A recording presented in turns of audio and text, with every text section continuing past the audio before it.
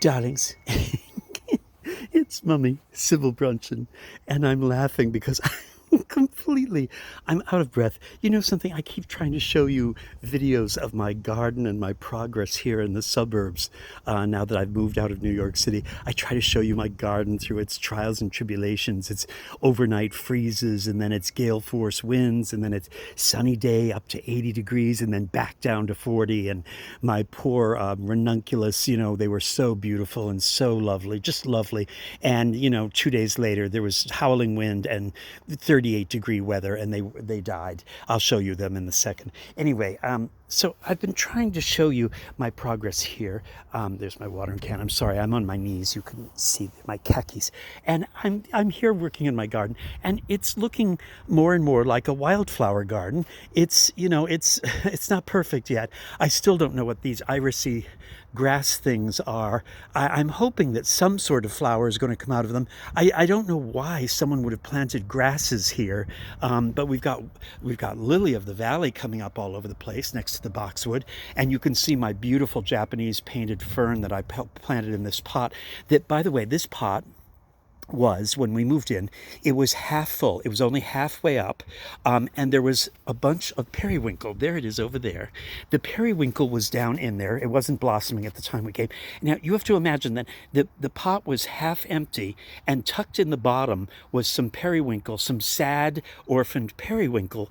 And so this spring, and we moved here in the fall, we had many more things to concern ourselves with than, a driveway garden like this, two strip gardens like these.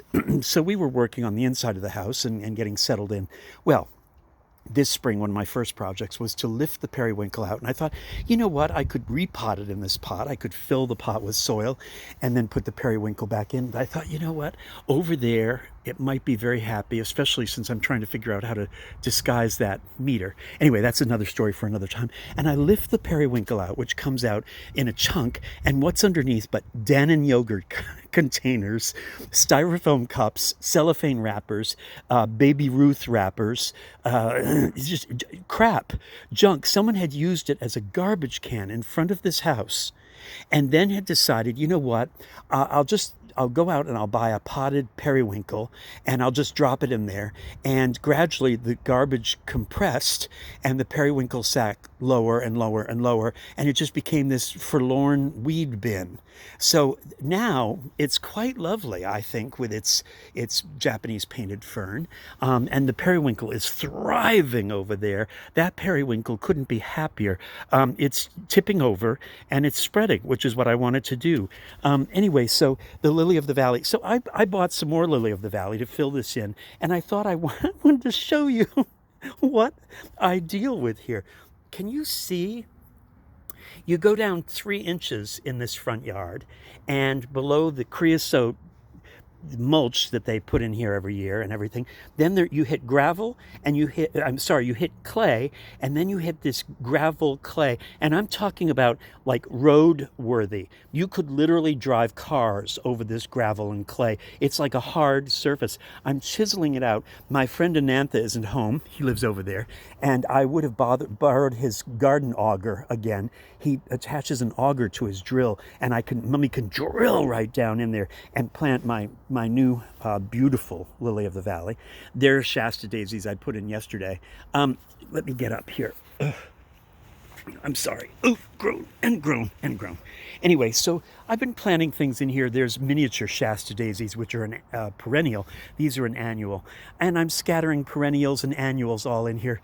The cage around the peonies is not pretty, but it's the best I can do right now, and I don't want them to fall over or anything. These peonies, I don't know what's happening with them.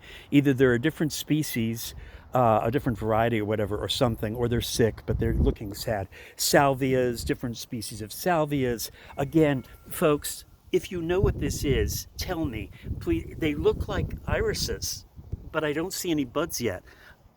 Oh, is there one? That's a bud right there, isn't it? Isn't that a flower right there? That's coming up. That's going. Well, we'll see what they are. They look like blue-eyed grass to me, sort of. Mexican golds, verbenas, marigolds. I couldn't resist. I'll trim those and they will get thicker. Look at that columbine I buried under there yesterday too. Different things. There's coreopsis is right there. There's all sorts of different things. There's echinacea, which is, and birdseed. Oh my God, darlings, I have become the restaurateur of the main line. These birds empty that birdseed feeder in one day. Maybe a day and a half I can get out of it. But it's like, 2 days at the most, but the weather has to be atrocious. Otherwise, they empty it. And we had a little spill here when I was refilling it. And they are also getting tamer. They're beginning to like me and come around, not like the ones back at Strauss Park, which would actually fly up to me and fly at me to signal that they were ready to be fed. These aren't quite that tame yet, but I guess they're going to get there. Forget-me-nots, which I've been deadheading. I deadheaded those two, and they keep blossoming, so that's nice, and they're perennials. And there's an ageratum, and different things. Anyway, I put out a suet cake. The birds adore suet cakes filled with seeds, so that's lovely. I want to take you over here. Okay, there's one driveway strip.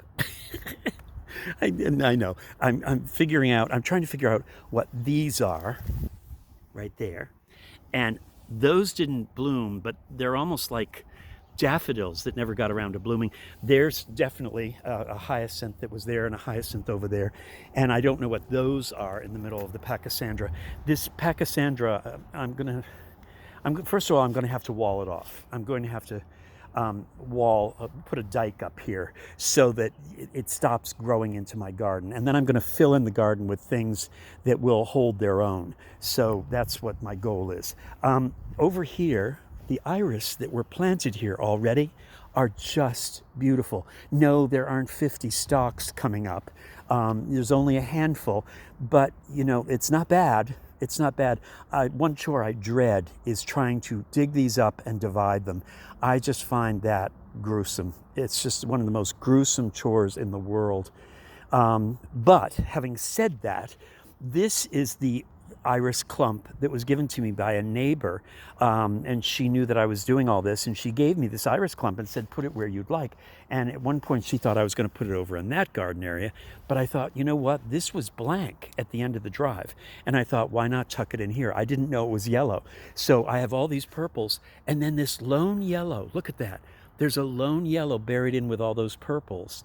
And so this one is good company. So, and then I'm collecting these stones. This is what my soil is like.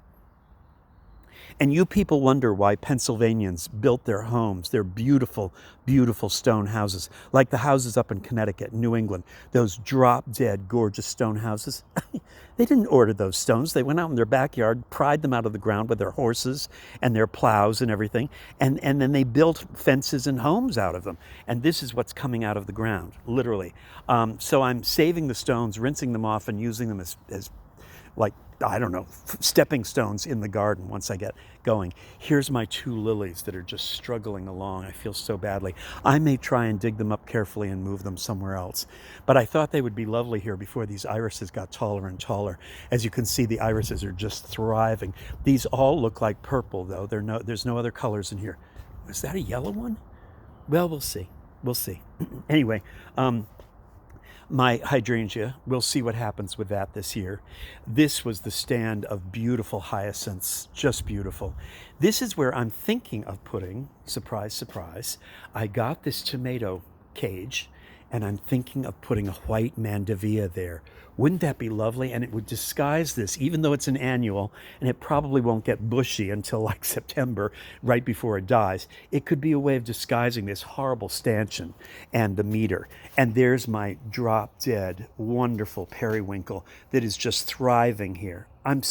This periwinkle is one of those things, for everything you plant in the garden that goes bad or that doesn't survive or, it just whatever, beetles get it or fungus or bacteria.